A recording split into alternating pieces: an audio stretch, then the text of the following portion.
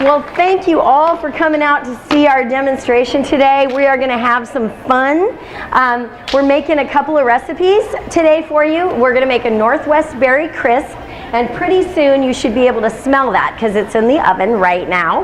We're going to show you how to do it, but then we're going to do the Food Network magic of bringing it out already for you. And then we're going to also be making my personal favorite raspberry chipotle barbecue sauce. Yay! And it is awesome to put over ribs. That's my favorite way to use it, but it also works on a pork roast or a variety of other pork chops. And then we're going to, as Michael already showed you, we're going to have you tasting it as an appetizer, so you can use it in a multiple of ways. Another thing that we're going to really be talking about today, and this is kind of my reason for being here with the Produce Man, is because what I sell and what Oregon Fruit makes is canned berries and cherries. And what we're here to talk about at the Berry Fest is fresh berries and cherries. So what we're going to talk about is how, when you can get them fresh, of course that's what you want to do, fresh, local, in season, best way to eat. But then in the off season, what do you do? And for convenience, what do you do? And especially when you're baking something, what's the best thing to use when you're baking? Because in fresh, you really want to eat it fresh, just like it came out of the ground. And then when you're baking, it kind of makes no difference. So we're going to show you how you can do it either way. So we're going to bake up the crisp with fresh and with canned side by side, let you taste them both, and see how to use them both. The first thing we're going to make is the barbecue sauce. And you are going to be surprised at how easy the barbecue sauce is to make, because I take a couple of shortcuts. And so the first thing that we're going to do is we're going to start with a regular old bottle of barbecue sauce, any kind you like, and that's the base for our barbecue sauce. Okay, then we're going to add in a third of a cup of honey. If you like it a little sweeter, if you like it a little more tart, you can do whatever you like with the sweetness level. Third of a cup works for me. So your favorite barbecue sauce, then add some honey into it, and right. just have it in a saucepan. We're going to just be heating that up. We're going to add the juice of 2 limes, and I think there's a couple of kids in the audience here that I'm going to need some help from. You guys want to come up and help me? Okay, come on up. Whoa, what do you have them do? I'm going to have them roll the limes. And why are we going to do that? Do you guys know why we roll the limes? I'm going to have you do it right over here, right up front. In fact, I'm going to make you some room. Here, let's make you some room right there. What are your names? Let's start with you. What's your name and how old are you? Trinity is 5 years old. What's your name and how old are you? Kai, 8 years old. And what's your name? How old are you? Addison, 5 years old. What's your name and how old are you? All right, give our helpers a big round of applause. Okay, I'm going to have you doing limes and lemons. Okay, I've got a lemon here too, so I want you to find a spot. She knows what to do. Yo, look at that. Did somebody tell you this already? No, you just knew? Smart. Okay. They're rolling the limes. That's an interesting sight. Why would you have these poor girls do that? Well, because you told me yesterday the why. I mean, I knew that the reason we do it is to get them to juicy, to get the juice available to you, so when you go to squeeze it, it's easier and you get more out. But you told me why, so tell me again. Oh, the why is all citrus is made up of hundreds of little tiny water balloons inside. And so by rolling it on a hard surface, you basically break all those water balloons. So that when you go to squeeze it, the juice just comes out really easily. Yeah, they're hard. You have to put some muscle behind it. I think you girls can do it though. I have faith. Okay, so what we're putting in the saucepan was honey, barbecue sauce, and lime. And now we're going to chop up the kind of somewhat secret ingredient, which is chipotle peppers. And the way you buy those is you buy them in a can on the Mexican food aisle in the grocery store, and it's actually a smoked jalapeno, and it comes in a sauce called adobo sauce. And so we're going to do 2 of these chipotles, and 2 teaspoons of the adobo sauce goes into the sauce. Now this is going to be pretty spicy. If you don't like it quite so spicy, just use 1. It's really simple to cut that down. If you like it spicier, then you can use 3. This is really up to you to use your creativity. So what we're going to do is we're just going to chop these chipotles up, fine dice. They will break down a little bit because they're going into the sauce that we're cooking. So Erin, how are the girls doing? The girls are rocking the limes and lemons. They're going to be so juicy and ready to go for me. So you guys think you got them all juiced up? Okay, thank you very much. Thank you, girls. Give them a great round of applause. Leave your lemons and limes there.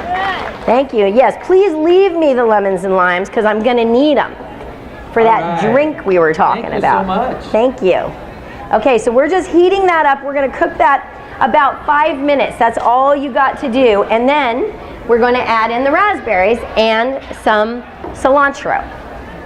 So now we've taken the sauce off the heat, and now we're just going to add in the berries and the cilantro. We're not cooking it anymore. And the first thing that we're going to do, I'm going to put the berries in first because Michael made fun of me yesterday because I use really sophisticated culinary language. Technical culinary terms. We're going to mush the berries into the sauce. Mush, smash. Okay, so that barbecue sauce is all done. You will get to taste it in a little bit. I do have a few, I'm going to show you a few ribs. Probably don't have enough to sample everybody, but if you're first in line, you'll probably get to try those. We will auction off a rib to one person. Yes. Okay, the next thing that we are going to move on to is our crisp. And first I'm going to check and see. Okay, starting to smell good. So everyone has their own cobbler, crisp, crumble sort of recipe.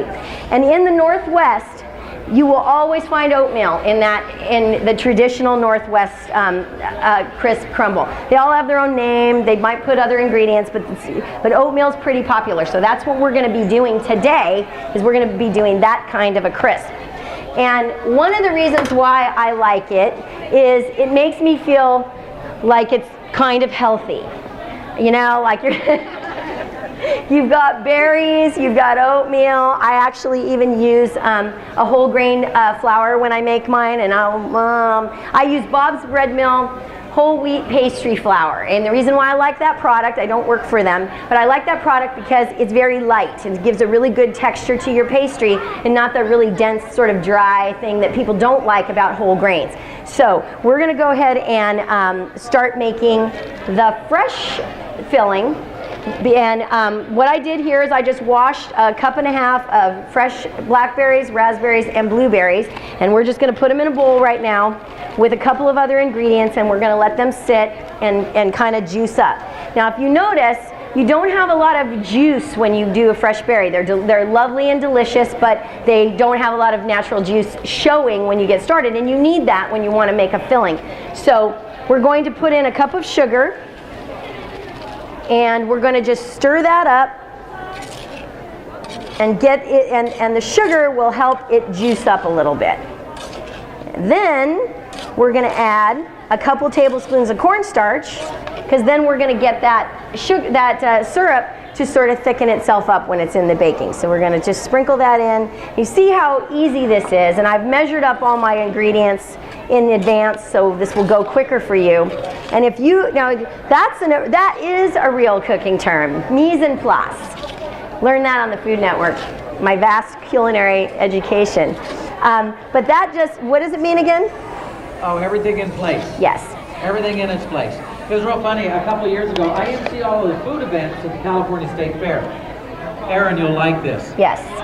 We have the former executive chef of the White House. Oh. Walter Scheib was at the fair, and so we had him in our center kitchen. And he was going to make what his world famous firecracker barbecue sauce. And so he had like 20 ingredients and all these little canisters and these little things of juices and spices and herbs and all kinds of stuff, right? So he was in the back. We had a huge crowd there that day, and I was getting the crowd all warmed up, and so I went up to his line of little canisters and I said, I wonder what would happen if I moved this one over to here. And right about then, this big wooden spoon hit me right on the hand. Leave that alone, he said.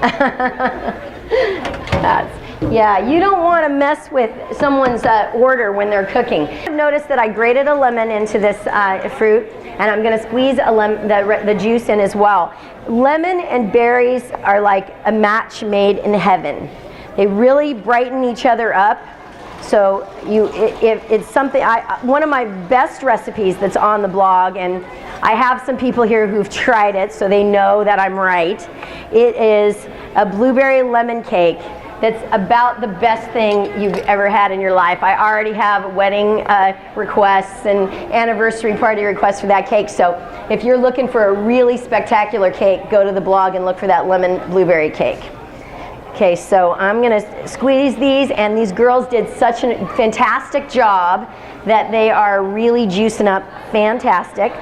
Now you got to watch for the seeds. I tried to take them out, but they're kind of seedy, so let's do that. Make sure we don't get the seeds in there. And then that filling will be just kind of ready to go, and it's just going to sit there for a minute while we start working on the canned fruit filling. So for our filling for this recipe, we're going to use a half a cup of each of the syrups to make our slurry. But because I'm going to kind of cheat a little bit, I'm going to put all the syrup in here, and then I'm going to use a cup and a half of the blend. Comes out the same. So when you're doing it at home, you can realize that you're just going to use a half a cup of each. And you can do it the same way. It's kind of an easy way. So there's that. Some blackberries. Blackberries. The blackberries actually look really pretty. They look like that you just picked them, and people are often surprised by that it came out of the can and they look so good. These make a beautiful topping for a cheesecake or anything ice cream, really great. The same is true of the blueberries. Blueberries also have really nice color, and the structure stays pretty intact. And that's because the blueberry has a little bit thicker skin to kind of hold it all together. So they're a good candidate for canning. Okay, so what we want to do is we want to put our cornstarch, which is 2 tablespoons of cornstarch, into our juice when everyth's still cold. We just want to get it blended together before we start cooking it, because then the starch won't be lumpy. And we're trying, what a slurry really is pie filling. It's just the basic, you're just thickening the syrup, then you're adding in the fruit, and then you could make a pie with it just the same. What you didn't see me put in here was any sugar, right? Because these fruits are all canned in syrup, and it's, for my taste, it's just enough, especially with the sugar that we're going to use in the topping. So you don't have to add any additional. It's kind of a good way to just use it straight up, save a little step, and reduce the sugar a little bit yourself. So a little bit of lemon zest and some lemon juice, just like you did with the fresh. Yep. Same exact thing. And then we just kind of toss it in. The one thing you do want to be careful with when you're using canned fruit is just be really gentle about the mixing. Now, back in the barbecue sauce, we were like, who cares about gentle? We're just mush away. But in a cobbler or a pie, you want to be kind of gentle. So we're going to put this slurry into the berries. Just gently combine them. Don't have to be super evenly stirred or anything, because it all gets mixed up together in the crisp. And then we put that into one of these pans as well that we already put sprayed with cooking spray. The topping is really, really easy. So we're going to take 2 sticks of butter. Now remember, this is a double recipe, so if you're starting to get all Paula Deen freaking out on me here, don't. It's 1 stick of butter per pan, and we're going to melt it in the microwave. Whoops, I didn't do that right.